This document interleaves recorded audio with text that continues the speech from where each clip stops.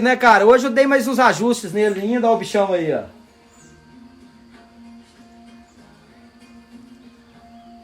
Pra o pessoal ter uma ideia aí do tamanho dele, ó. Pra quem não sabe, esse Junípero foi trabalhado essa semana na demonstração online. Uma ação aí que a gente faz tentando trazer inovação, tentando trazer uma coisa diferente aí pra vocês, pra sair da mesmice. Show! E aí, pessoal?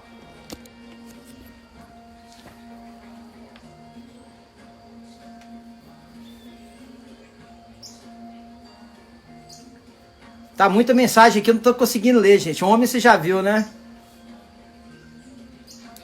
Ó, o Aitarles. Rock, tu podia falar um pouco de plantas nacionais naturalistas? O cara, eu não sei seu nome, mas se você puder colocar aí o seu nome aí, fica mais fácil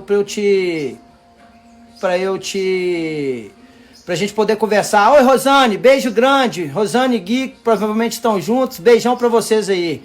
Cara, é o seguinte, na realidade, o naturalista é muito complexo a gente tratar desse assunto por causa do seguinte, é um termo que dá muita margem para interpretação, sabe? Na minha opinião, isso eu tô falando assim, é baseado na minha opinião, nada mais. Eu acho que, na realidade, você pode até tentar trazer uma proposta de bonsai mais com ar tropical, com características tropicais. Mas é difícil você abandonar certas diretrizes que são importantíssimas para o cultivo do bonsai, que são as diretrizes de estética. Então, assim, você pode inovar, pode fazer o que for, desde que no seu trabalho tenha aquelas características da estética zen no trabalho. Senão não é bonsai, é outra coisa. Pode ser bonito, pode ser interessante, mas falando de bonsai mesmo, é importantíssimo ter essas características zen aí no contexto, entendeu? Então eu acho que assim, cada um trabalha da maneira que achar melhor. O grande barato da gente estar falando em arte, é exatamente esse. Que a gente pode, cada um ter a sua interpretação. As regras, elas não são por acaso, essas regras são, na realidade, uma tipificação do que é a estética zen aplicada ao bonsai. Desde que você consiga trazer todos esses elementos da estética zen, que é o wabi-sabi, kanso, tô me falhando aqui todos os nomes, mas assim, os elementos, eles têm que estar presentes no trabalho, para que seja realmente considerado um bonsai. Então a proporção é muito importante, o impacto, o ritmo, o movimento, tudo isso conta muito para a estética do bonsai, independente se for tropical ou não, entendeu?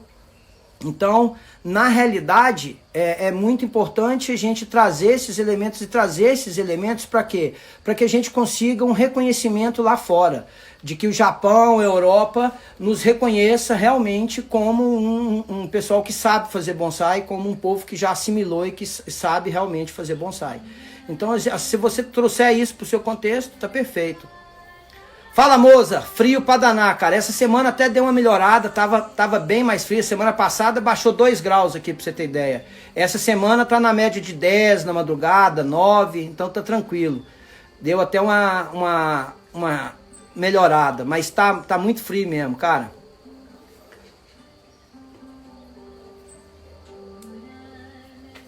Ó, uma pergunta interessante aqui do Diogo. Fala, Diogo. Mestre, fala um pouco sobre velocidade visual. Achei impressionante o movimento do tronco. Parabéns pelo trabalho. Obrigado, cara. Uma pena que você não estava na demonstração aí, ó. Perdeu essa. Cara, velocidade visual, o que é velocidade visual? É um conceito artístico, e dentro do conceito nas artes, velocidade visual é a velocidade com que o olho do observador percorre o objeto observado. No bonsai, é importante que a gente busque uma velocidade visual amena, suave. Então, quanto mais elementos você trouxer para o seu contexto de apresentação do bonsai, melhor o resultado visual. A pessoa nem sabe que está vendo, mas a estética, essa velocidade visual vai contar muito para que você detenha mais a visão do observador. O que é que influencia na velocidade visual? Vários elementos. Textura da casca, madeira morta, se você tem buracos, movimento. Essa árvore mesmo aqui é um exemplo bom disso. É esse tanto de informação que a gente tem no Tatiagari, que é próximo do ponto focal, o ponto focal dela aqui, esse tanto de elemento que a gente tem aqui faz com que a observação ela fique agradável e fique mais lenta, porque a pessoa vai analisar, vai percorrer, vai tentar desvendar aquilo ali que está um pouco implícito ali. Então isso daí ajuda muito no resultado artístico, sabe? Então é legal, é importante a gente trabalhar com elementos que fazem a velocidade visual diminuir.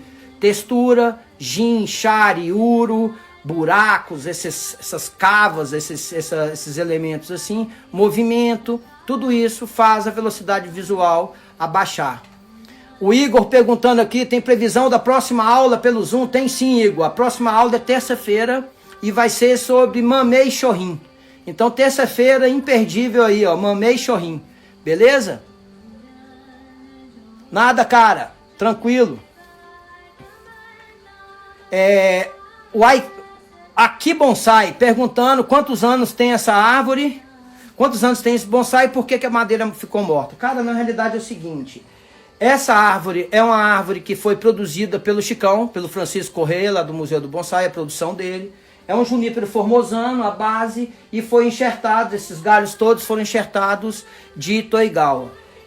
Essa madeira morta, aconteceu a morte provavelmente porque aqui tinha um galho muito grosso, ele foi cortado e morreu aqui. E tinha um outro galho aqui também, no processo foi cortado. E o junípero, não só o junípero, mas toda conífera. Você corta um galho, deixou sem madeira, sem broto, sem folha, sem gema de brotação, ele vai morrer o galho e morre todo o setor. Então é muito importante, tanto que o pessoal sempre eu falo isso, quando vai trabalhar um junípero, é muito importante. Primeiro passo, detectar os veios. Você pega cada galho e vem mapeando, faz um mapeamento dos veios vivos da árvore. Por quê? Para que você tenha um planejamento do que você pode ou não cortar sem comprometer, às vezes, a frente da árvore. Então isso aqui não foi eu que matei, foi um trabalho que, infelizmente, já estava morto. Eu gostaria muito desse veio vivo aqui na frente, ainda mais essa curva aqui com vida era muito melhor. E quando eu trabalhei, essa madeira já estava seca. Então eu fui obrigado a usar a máquina aqui. No junípero, o ideal é que você trabalhe só com a mão, só na mão mesmo, com formão, com aquelas ferramentas de trabalho em madeira, pegando a fibra e descascando a fibra. O que foi impossibilitado nesse caso, por ela já estar morta há muito tempo, eu já peguei, já estava assim, e estava seco, então não tinha como, eu tive que fazer o trabalho com máquina. Então quantos anos tem? Eu acredito que deve ter aí do Chicão ali uns 10, 12 anos, e foi a primeira intervenção minha nela. Foi um trabalho estrutural, ainda tem muito trabalho aí de refinamento aí ainda. Mas acho que a resposta foi dada aí, né? Bonsai Paulínia perguntando se dá para fazer naturalista com as regras do tradicional. Cara, dá sim. Um exemplo que eu te dou, André, dessa pergunta que você falou, é o caso do Walter Paul. Ele tem muito trabalho que é bem naturalístico, ele tem uma pegada muito naturalística, ele é o maior porta-voz dessa bandeira, eu acho que foi ele. E ele tem muito trabalho que você vê bem os elementos ali. Principalmente a preocupação com a Nebari, preocupação com o Tatiagari, a questão de ter elementos naturais que fazem, que remetem muito a um bonsai, remetem muito a uma árvore mesmo. Então eu acho que dá sim, dá para conciliar o naturalístico com as regras do bonsai. É importante, gente, é muito importante a questão da estética a estética zen. Porque senão não é bonsai, é penjin, muda de história. Não quer dizer que seja errado, ou não quer dizer que quem está fazendo, abrindo mão da estética zen no trabalho, esteja errado. Não, é questão de opção. Eu trabalho com bonsai. Qual que foi a minha proposta, o meu propósito? Estudar o máximo que eu consigo em cima do assunto para eu poder realmente ter um certo domínio, entre aspas, né, do assunto. Não é fácil, é muito estudo, é muito trabalho. Esses dias mesmo eu estava vendo um post do Luiz Villa, e ele falando isso, de estudar, estudar, estudar, e não tem jeito. O segredo para fazer bonsai, para aprender bonsai, é trabalhar, estudar e trabalhar. Não tem outro jeito. Mas dá sim, cara, dá perfeitamente para fazer. Isso aí, Yoshi Bonsai.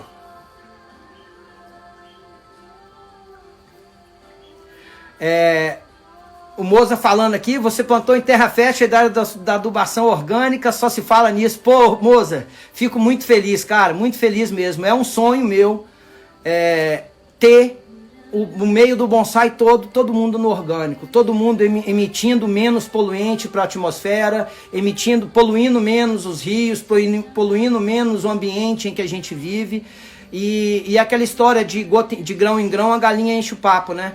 Se você olha, todo mundo do bonsai, que a gente não é pouca gente, tem muita gente fazendo bonsai. Se todo mundo usar químico, olha a contribuição que a gente está dando para a atmosfera e para o meio ambiente, e sem falar da questão econômica, que é muito mais barato, é possível para todo mundo tem acesso. Do lixo seu, você tira muito adubo. Fico muito feliz com essa onda que está rolando aí do orgânico, fico feliz de ser o porta-voz desse assunto, desse tema, que mudou minha vida, mudou a minha percepção, e eu espero que chegue para todo mundo isso aí mesmo. Massa, Igor. A gente se vê terça-feira na aula de mamê chorrinha aí. Que substrato eu utilizo para o junípero? Esse aqui está plantado com 70% de caco de telha, 30% de pedrisco grosso. Aquela areia grossa lavada, né? Só o pedrisco grosso. Então ele está 70% caco de telha, 30% de pedrisco. E eu cubro sempre em cima com folha. Aqui, moça, você falando aí, ó. O Moza estava falando, deixa eu mostrar aqui. Olha aqui o adubo. Opa! Olha o estado do adubo, de micro-organismos. Todo mofado. Esse aqui é o adubo que eu coloquei aqui tem uns 15 dias. E aqui sempre muita folha. A matéria orgânica que eu uso no substrato é só em cima. Uma cobertura com casca de pinos, casca de árvore, folha. Alberto, como identificar os veios vivos? Vamos ver se eu consigo mostrar isso para vocês aqui. Aqui é simples, ó. Vamos pegar um veio vivo aqui, ó, bem interessante, ó. Eu pego esse veio vivo, tá descendo desse galho que foi enxertado, ele desce aqui, passa aqui, vem aqui, ó. Pela fibra da madeira você vem, ela vai naquela raiz, olha como é que engana. Você pensa que ele vem aqui, ele pode até dar uma dividida, tá abastecendo aqui e aqui. Então esse veio, ele desce aqui, é só se acompanhar pela fibra. A planta estando bem limpa, a casca bem limpa, fica bem mais fácil de ver. E aqui dá pra ver, por exemplo, o veio que morreu, ele morreu daqui e pegou toda aquela parte. Aqui não tem muita opção, que eu só tô com esse veio vivo só aqui para trabalhar. O veio vivo que eu tenho para trabalhar é esse. Espero que tenha dado para te mostrar aí como é que faz essa detecção aí. Se for o caso, eu pego um outro junípero ali para mostrar para vocês. O Anderson do Cerrado para Bonsai. Comente sobre espécies do Cerrado para Bonsai. Cara, a gente tem muito pouca informação, o Anderson. Eu acho, na minha opinião, um bioma que a gente ainda não explorou como material para bonsai. Não é fácil, por causa das características desse bioma, que é uma camada é um solo que é pobre, e a tendência das árvores é ter um enraizamento muito profundo, então não é fácil. Mas tem várias espécies que dá para usar.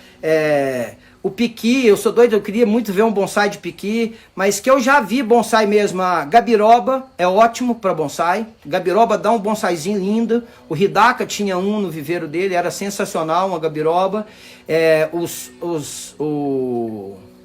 O Pithecolobium, como é que é o nome, gente? Quem puder me lembrar aí, o Dulce, não, o Dumoso. O Dumoso também é do Cerrado. E isso caliandas, tem algumas caliandas do Cerrado muito interessante. Então tem muita espécie, agora a gente conhece muito pouco. Consertar a frente dela aqui, aí melhor. Beleza, cara? Eu acho que é isso aí. O Ailê perguntou, a Aliê perguntou, eu já respondi o substrato qual que era. Uma live do livro de um italiano. Qual o nome do livro? A.L. Correia. Roque, você comentou uma live do livro de um italiano. Qual o nome do livro, por favor? O livro é Bonsai, Bonsai Estética e Estúdio. É do Michele Andolfo. Livro muito bom. Para quem quer aprofundar, pegar esses elementos da estética zen, lá tá bem masticadinho. É um livro muito interessante. Então através de você. Cara, o Bougainville é o seguinte, é uma árvore brasileira, é uma árvore lá fora muito valorizada por bonsai. Você vê muito bonsai de Bougainville maravilhoso, tanto na Europa quanto em Taiwan. Você vê trabalhos estupendos, magníficos. A gente aqui no Brasil ainda está muito longe de ter trabalhos com aquele nível de qualidade e nível de maturidade, mas eu acho que das nossas árvores é uma das mais propícias para bonsai, entendeu? É uma árvore que tem umas peculiaridades muito grandes, que ela tem um crescimento muito rápido, é um metabolismo muito forte, então tem um bom crescimento, bem acelerada. Tem uma péssima cicatrização, então sempre pensar duas vezes na hora de abrir uma cicatriz muito grande, porque se você abrir uma cicatriz muito grande no Bougainville, ou você vai ter que fazer trabalho de madeira, ou vai conviver com uma cicatriz desagradável ali muito tempo. Ela cicatriza muito mal, e a grande peculiaridade dela de trabalho estético é que as intervenções de aramação são feitas muito são feitas muito com o galho verde. O galho ainda não está muito maduro, ao contrário da maioria, que a gente deixa o galho ter uma certa maduridade para amar. Nesse caso não. Oi, Flávia Lilian, beijão, querida, saudade. Tô devendo uma visita, vou ir visitar vocês, tá? Obrigado. Vocês estão no mesmo lugar aí, né, Flávia? Pode deixar, eu vou entrar em contato com você no Zap. O Gerry Santana Costa perguntando quando vai sair aquela live, dando uma voltinha no meu viveiro. Gerry, eu fiz aquela, é só vocês pedirem, cara. Vocês pedindo eu faço. Fica a sugestão, mas tem um link do Diogo Ormondi, tem um canal no YouTube que tá, aquela live que eu fiz, tá lá. Se você quiser ver, Diogo, coloca o link aí pro pessoal ver. Ayrton Senna, quais os melhores fermentados? Ayrton, eu acho que não tem melhor fermentado, cara. O ideal é usar variado mesmo. Quanto mais variado, melhor. Eu gosto muito da água de milho, água de batata doce. E na realidade é variar. Não tem melhor. A melhor opção é variar. Falou, Ítalo. Abração, cara. O Igor perguntando aqui como é que faz o fermentado de batata doce. Ô Igor, você tem duas opções para fazer o fermentado de batata doce. É pegar a batata doce com casca e tudo, lavou, pica. Quanto mais picado, melhor. Coloca dentro da água e deixa fermentar. Outra é aquela água que você cozinha a batata. Você vai cozinhar a batata doce. Cozinhou ela ali na água. Aquela água, ao invés de você jogar fora, você coloca no recipiente e deixa fermentar. Funciona muito bem também, é o que eu mais uso aqui. Ou de um jeito ou de outro, funciona muito bem. Esse esquema dela picadinha ou batida no liquidificador é top, cara. Bem legal. O Vainer, da Bonsai UI, perguntando aqui da nova plataforma virtual. O Vainer, é o seguinte, a plataforma, o objetivo nosso com a plataforma disponibilizar essas aulas que eu tô dando no Zoom, estão sendo disponibilizadas lá, cada semana a gente coloca um episódio, e ela vai ser a base de um projeto que eu vou lançar agora, que é a escola online mesmo. A gente está com a ideia, na próxima semana aí, ou no mais tardar na outra semana, a gente vai lançar uma escola online, onde eu vou seguir o mesmo programa das escolas presenciais, também com uma turma, fechar uma turma para o online e a gente começar a trabalhar com uma turma. Então, na realidade, a plataforma, o grande propósito dela é esse, servir de base, de apoio para a parte teórica, a parte conceitual, para a gente colocar disponível ali para o pessoal que estiver na escola. E produtos também, é um projeto novo, não está na velocidade que eu gostaria, porque eu não estou tendo tempo, graças a Deus está tendo muito trabalho, mas em breve a gente está mandando ver ali lá na plataforma, atualizando ela lá. O Daniel Dornelles, proporção da largura da copa pela altura da planta? Não, Daniel, o que eu falei é o seguinte, a copa, o tamanho da copa em relação à grossura do tronco. Se eu tenho um tronco grosso, a copa frondosa, grande. Se eu tenho um tronco fino, copa mais sutil, mais leve. Entendeu? Espero que você tenha entendido aí.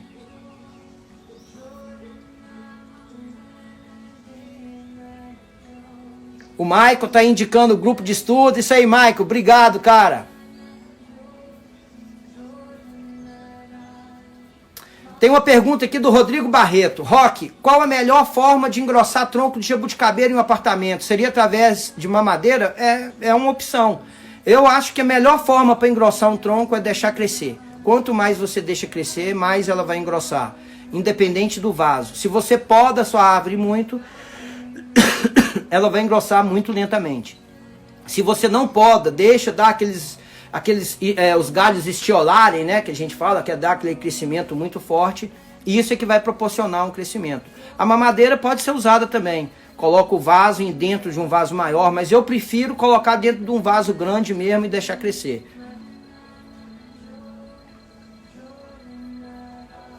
Tô vendo aqui, pá. Deixa eu ver onde é que eu tô, ó. Tá não, ó. Aí, ó, o Diogo falando aqui.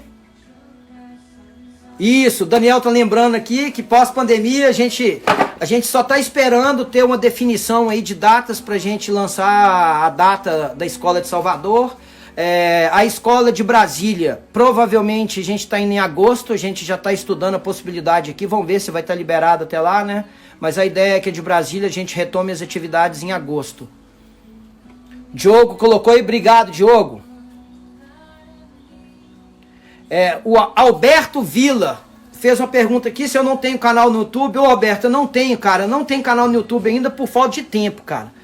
Porque tem que gravar, tem que editar e como eu disse, graças a Deus o bicho tá pegando de trabalho aqui, o tempo tá curto. Então não tenho por isso, mas quem sabe em breve eu consiga. Material para colocar lá já tem muita coisa, só dessas aulas aqui já tem muita coisa interessante. E falar sobre a ferrugem na jabuticaba. Cara, ferrugem na jabuticabeira está relacionado à questão de cultivo. Normalmente, a falta de sol ou excesso de água, ou ambos, os dois combinados. Então, um substrato que não drena, ele normalmente ele vai te propiciar, ou ele vai te trazer uma baixa biologia no vaso. Porque esses micro-organismos que a gente fala, que são os EMs, né? São os micro-organismos eficientes, eles são aeróbicos. Então, se você tem um substrato que tem pouco ar nele, então você vai ter pouca biologia, vai ter pouco EM no vaso. A principal causa de doença é a ausência desses micro-organismos, ou o desequilíbrio desses organismos, melhor dizendo. Então, sua jabuticaba está com ferrugem, você pode checar o substrato, ou checa o substrato tá bom, é um substrato que é bem drenante, bem aerado, então você está regando demais ou ela está com pouco sol. Gente, é muito importante essa pergunta dele aí, que é uma pergunta que eu me deparo sempre. A questão de doença em árvore. Não é normal uma árvore adoecer. Se ela adoeceu, porque esses dias mesmo eu vi uma pessoa falando, não vou citar nome, é normal a planta adoecer. Não, não é normal. Se a planta adoeceu é porque tem alguma coisa errada no cultivo. Se o seu cultivo estiver bom, a sua árvore não vai adoecer. Isso é fato. E eu comprovo isso aqui no meu viveiro. Se você vier aqui, você vai ver isso em loco aqui. Entendeu? o resultado que eu consegui simplesmente cuidando da biologia, cuidando da saúde das árvores. Como? Com um equilíbrio entre sol, rega adequada, boa adubação e um substrato bem drenante, bem aerado. Essa combinação de fatores é sinônimo de ausência de doenças. Se você usa químico também vai ser um fator originário de doença. Por quê? O químico vai matar a biologia do seu vaso. Se matou a biologia, a resistência da árvore abaixa e, consequentemente, a doença. Fica propício para a doença se instalar. Então, na realidade, para cuidar, minha jabuticaba está com ferrugem. Dá para você usar leite, dilui leite em água e bate. O leite é um fungicida natural, vinho tinto. Mas, assim, independente de cuidar do sintoma, é importante você cuidar da origem mesmo. Beleza?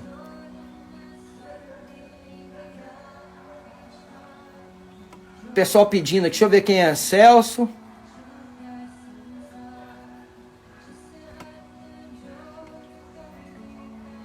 O Osmocote, mesmo o Bonsai Jimmy. O Osmocote é um exterminador de biologia, cara. Vocês me desculpem, gente, tá falando desse jeito. Mas assim, a minha função, eu acho, principal aqui é alertar a todos com relação a isso. Se vocês não têm... Porque eu usava Osmocote e usava adubação química quando eu não sabia desses problemas do adubo químico. Porque ninguém te conta isso, cara. As indústrias não vão te contar. E na realidade, o químico é um ciclo macabro, se você olhar.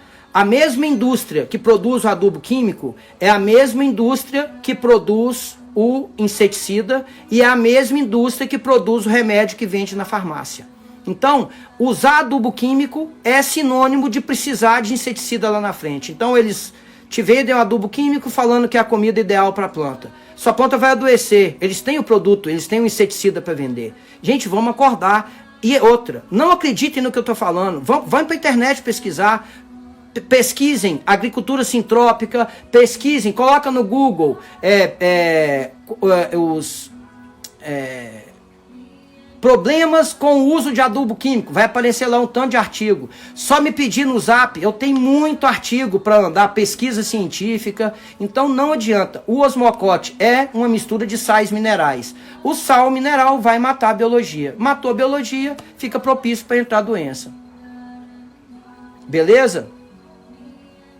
É um ciclo bem vicioso. O Ricardo, a indústria quer vender drogas, exatamente. E outra, eu fico olhando, hoje mesmo eu estava vendo uma matéria, eu assisto o Globo Rural todo domingo.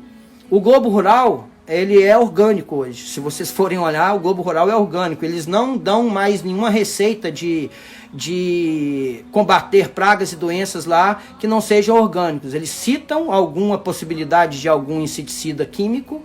Agora, as receitas, as ferramentas que eles estão propondo lá são, em essência, orgânico. Aí hoje eu estava vendo um produtor de café Conilon, que teve uma quebra muito grande de produção do café no Espírito Santo esse ano, por causa de condições de tempo, né, de clima. E o cara reclamando exatamente isso, do custo do adubo químico. Eu falei, poxa, o cara tá aqui no Brasil, lá no interior do Espírito Santo, e tá comprando adubo químico. E na realidade, ele nem precisava. Se ele tiver acesso à ideologia do Ernest Gold, que é da agricultura sintrópica, ele vai perceber que não precisa de adubo químico nenhum ali. E é um gasto muito pesado. Ele reclamando que o adubo químico subiu muito. Entendeu? Então, assim, é caro e é ruim, polui o meio ambiente, polui a atmosfera, polui lençol freático. Eu nem vou falar que é um agente cancerígeno, porque tem muita gente que não concorda, que não tem muito trabalho científico que prova, mas essa relação direta. Mas uma coisa eu te falo, a biologia tem prova científica de que os adubos químicos matam sim a biologia do vaso. É só pesquisar, gente. Quem for pesquisar isso aí na internet vai ver que o que eu estou falando é verídico. Ô Diotés, obrigado, cara. Zero de químico, Jimmy. Zero de químico. Cara, eu vou falar com vocês uma coisa. Hoje, no meu viveiro, eu tenho o nível de saúde das minhas árvores no ponto que eu sempre sonhei antigamente e não tinha. Enquanto eu usei químico, eu não consegui isso que eu tenho hoje. Eu tô há 5, 6 anos no orgânico, cara, e assim, sensacional. É uma coisa que eu não trocaria de jeito nenhum. E é aquela história, eu não entendo o porquê de tanta confusão. Aliás, até entendo sim, porque é uma vida que a gente vem falando, vem recebendo um bombardeio de mensagem de que é esse o adubo, o Osmocote é top, Super Thrive é top. Cara, vai procurar saber o que são esses produtos que vocês estão usando, entendeu? A hora que vocês procuram saber, que vocês tomam consciência, eu mesmo, a hora que eu me deparei com isso, opa, peraí, não quero. Agora, não tem nem como muito falar, porque lá no Rio mesmo, na escola do Rio, eu tive uns problemas lá com gente falando isso. Inicialmente, quando eu comecei com essa ideia no bonsai, você sabe o que eu escutava? Não, esse negócio de adubação orgânica aí é coisa de viado. Isso foi o que eu escutei no início, entendeu? Então, na realidade, quando eu me deparei, que eu fui estudar, que eu balizei, entendeu? Que eu falei, opa, peraí, pra que eu vou usar isso? Não faz sentido, eu não preciso disso, dá pra viver sem, então vou testar. Testei, não abro mão e tô aqui, velho, levantando essa bandeirinha aí, tocando pra todo mundo. Eu quero ver, meu sonho é ver todo mundo no bonsai livre de químico. Todo mundo no orgânico aí. E o EM é divino mesmo, mas concordo com você, velho. O Ricardo perguntando... O fermentado do Biogold é top, muito bom. Não só do Biogold, Ricardo. O fermentado do Biogold, o que é? Você pegar os pellets do Biogold, colocar dentro de um potinho com água e deixar ele fermentar e usar essa água. Biogold e quer render o Biogold, é fazer isso. Pega ele, coloca dentro de uma PET. Os Biogolds dentro do PET, completa com água, deixa fermentar ali uns dias, 15, 20 dias, e aí você vai usar essa água, dilui 10 ml. Aí o que vai acontecer? O uso do seu Biogold vai render muito mais que um pelletzinho que você coloca ali no vaso, que acaba rápido, em um mês ele acaba. Com o fermentado você aduba, você rende muito mais ele. E serve não só para o Biogold, mas para qualquer bocache. Qualquer bocache que você colocar vai funcionar bem nesse esquema do fermentado e você vai render ele vai render muito mais, vai ficar muito mais barato. Medeiros perguntando aqui, cerveja ou batata doce, qual o melhor? Medeiros, eu não acho que tem um melhor que o outro. Eu uso os dois. Uma semana eu uso um, outra semana eu uso o outro e vou variando de acordo com o tanto... Pra você ter ideia, aqui eu uso mais de 15 tipos de fermentados diferentes. A Rebeca perguntando, até para mudas os fermentados são eficazes? Rebeca, ótima pergunta sua pelo seguinte, o pessoal tem um preconceito muito grande em o adubo químico ser determinante no crescimento das árvores. Na realidade é o seguinte, gente, você pode jogar com os fermentados para mudas para desenvolver. O que é determinante para uma muda engrossar? Poda. Se você corta o pinhão dela, aquela parte principal dela, você cortou ela, você está freando o crescimento. Quanto mais ponta forte você coloca, mais você tem na árvore produzindo, crescendo, mais ela vai engrossar. E se você quer usar adubo orgânico para engrossar, sabe um adubo top para engrossar? Xixi de vaca, xixi de cavalo, ureia para danar, entendeu? Esterco de galinha. Esses são adubos que eu não uso em bonsai, eu uso em mudas que eu estou querendo desenvolver, querendo crescer. Então não precisa de químico para nada. Gente, pensa, até 60 anos atrás, 70 anos atrás, a gente não usava nada de químico. O homem veio até pouco menos de 100 anos atrás, sem usar nada de químico. Porque de uma hora para outra eles se tornaram tão imprescindíveis para a nossa nutrição? E outra, é só vocês verem a agricultura sintrópica do Ernest Gosch, ele prova com as fazendas que ele trabalha que é viável, é mais barato e mais saudável não usar químico. Tinha uma pergunta que passou aqui, deixa eu ver. Aí os fermentados, ficou claro aí. Esse aqui, ó, o fermentado usado foliar? Não. Os fermentados são usados no substrato. A única coisa que a gente usa foliar são os EMs, os micro-organismos eficazes. Eles usam foliar. Fermentado só no vaso. Não fica sujando a folha com fermentado. Ótima pergunta.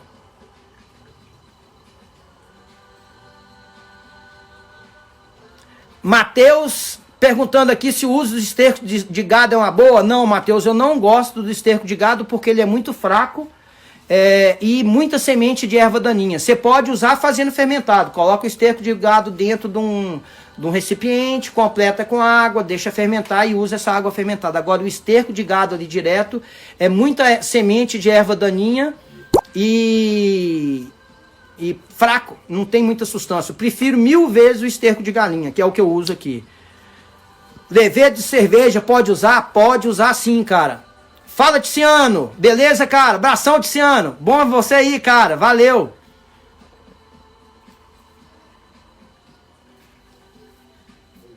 O Anderson perguntando se é legal fazer mistura de torta de mamona, farinha de osso, esterco de ave. É legal sim, é muito bom.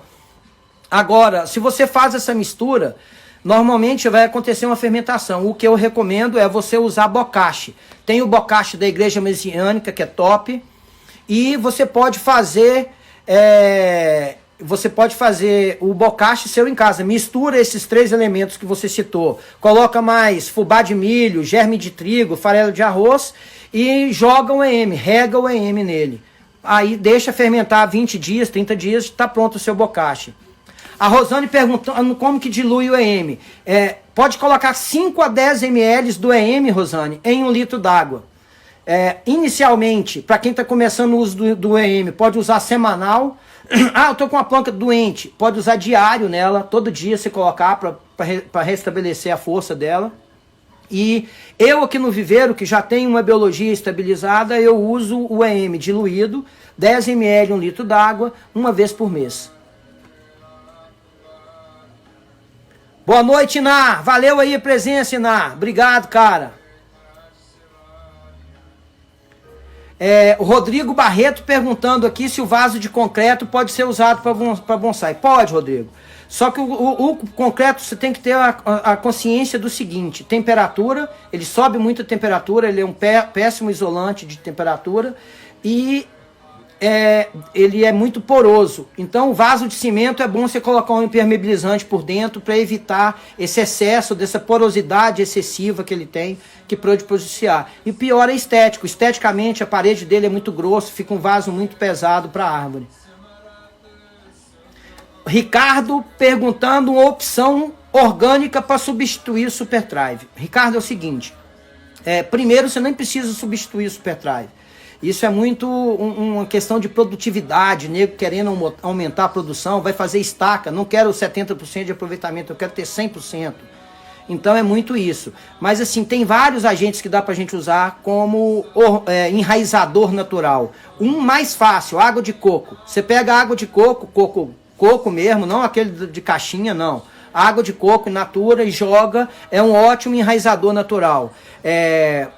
Outra opção, pega lentilha, por exemplo, põe a lentilha para germinar, põe a lentilha dentro de um recipiente com água, vai trocando a água dela todo dia, até ela começar a soltar a raiz. Olha que ela começou a soltar a raiz, você pega aquilo ali, bate no liquidificador e usa, ótimo enraizador. E a água da batata doce, você pega a batata doce, pica ela, bate no liquidificador, aquela água ali, todos esses elementos naturais, tem que fazer e usar na hora. Não dá pra você fazer hoje e usar amanhã. Amanhã já não tem mais hormônio nenhum ali. Beleza?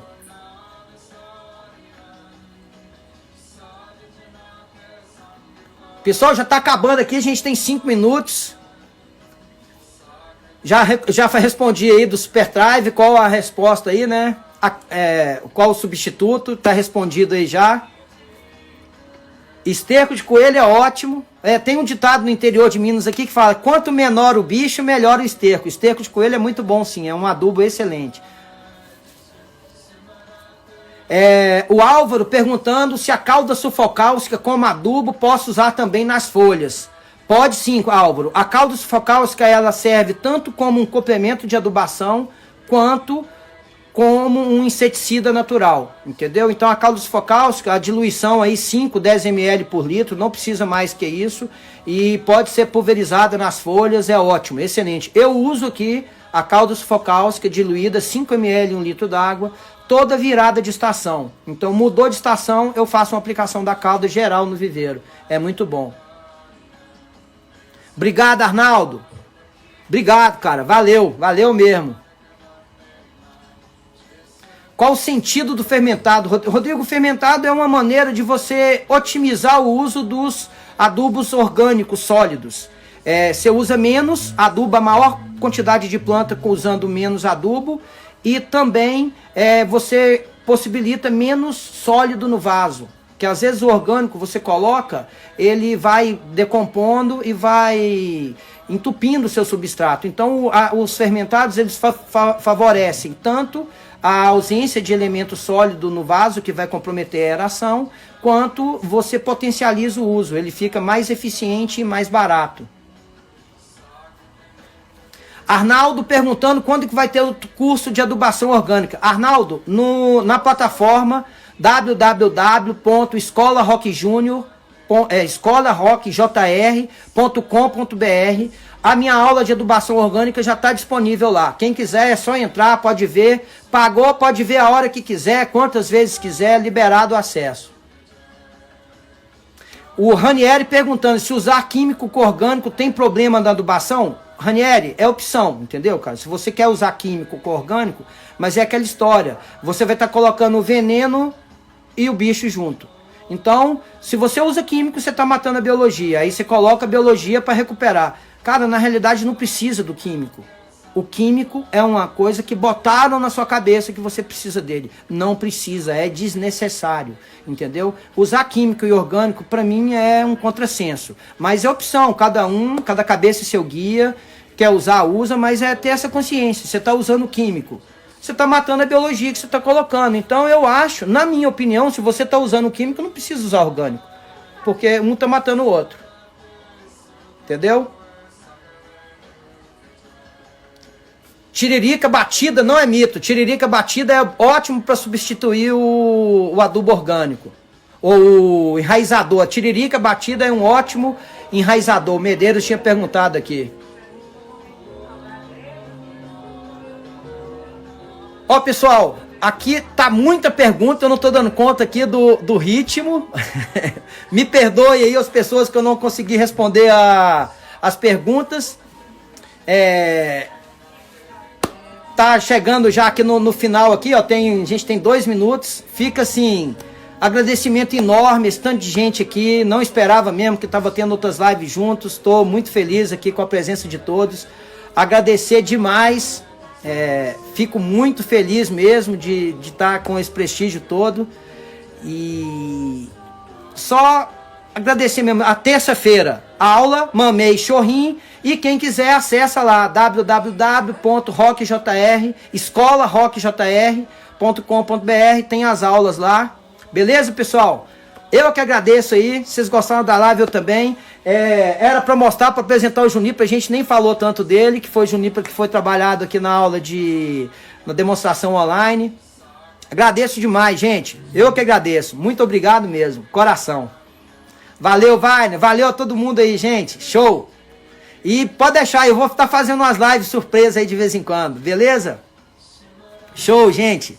Massa. Estou à disposição e qualquer coisa, entre em contato comigo no direct, no zap. A gente vai falando. Terça-feira, aulinha no Zoom. Garrada aí, gente. Vambora. Fazer bonsai nessa pandemia aí. Beleza? Cuidar da cabeça. Muito importante, gente. Tá joia? Eu que agradeço. Valeu, Tiziano. Show. Brigadão a todos, gente. Massa. Vou até o final aqui. Deixa cair sozinho aqui, tá bom? Aproveitar os últimos minutos. Os últimos segundos. Show. Uau, bicho. Ó, falando do queijo. Vamos fazer uma, Leonardo. Se quiser, é só a gente combinar, cara. Vamos fazer uma live de queijo aí. Eu animo.